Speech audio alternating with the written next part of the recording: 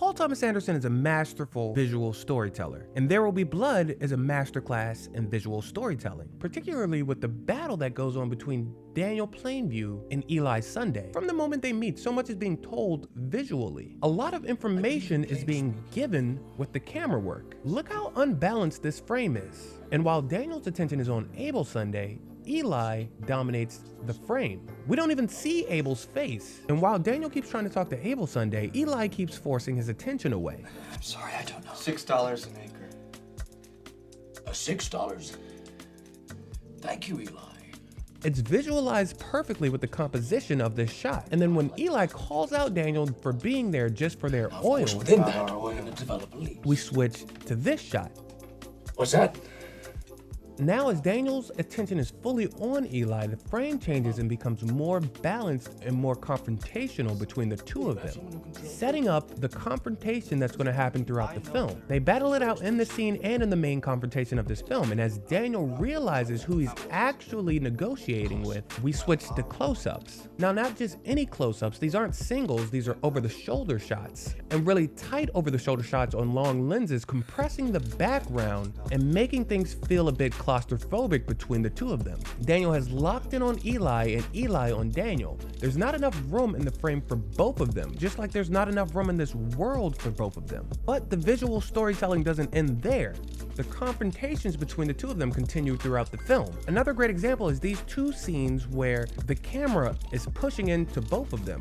You can see it here. It's almost like a tug of war, like the camera's being pulled away from the other by the one that's on screen. It's subtle, but it's constant, and we cut back and forth between the two of them. The gravity and weight that these two men bring dominate everything around them and everything that's in this town. And that's being shown visually by the way the camera moves into them.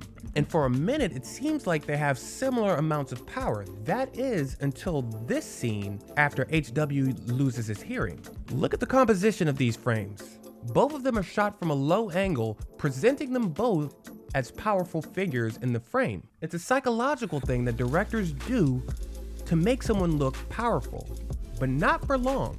Daniel slaps Eli to a lower position, visually taking control of the scene as he remains framed from a low angle. So now we, the audience, are looking down on Eli as the camera looks up on Daniel, visually showing who actually has the power. But this doesn't last for the entire film. Bless the world is happening! Daniel.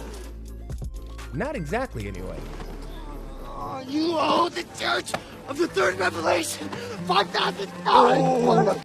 You see, Daniel purposely gives up some of the power in this scene in order to get what he wants. But notice how the camera holds on him.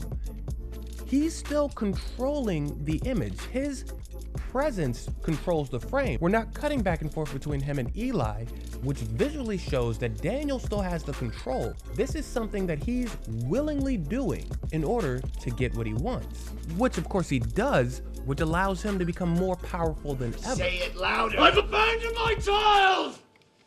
I've abandoned my child!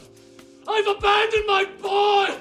And that's the reason why the closing scene works so well. Because we've had this visual back and forth between them this entire film, when Daniel is fully in control at the end, we don't need to do much more. When Daniel offers a bit of power to Eli, Eli stands and we see him from a low angle, again, making it seem as if he has power. But then when it turns out that Daniel doesn't need Eli and Eli's not getting any power, we see Daniel from a low angle, even though he's lower technically than Eli is, because he's sitting down and Eli's standing up.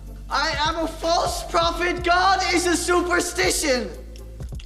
Those areas have been drilled.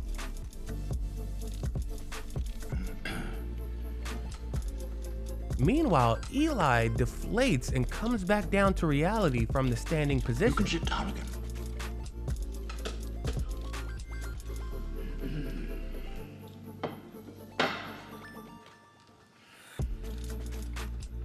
Which leads us to this beautiful, seemingly simple moment when Daniel towers over Eli, visually completing the story and showing that Daniel has won. I drink your milkshake. This is amazing visual storytelling. It tells the entire conflict between these two characters through the camera work.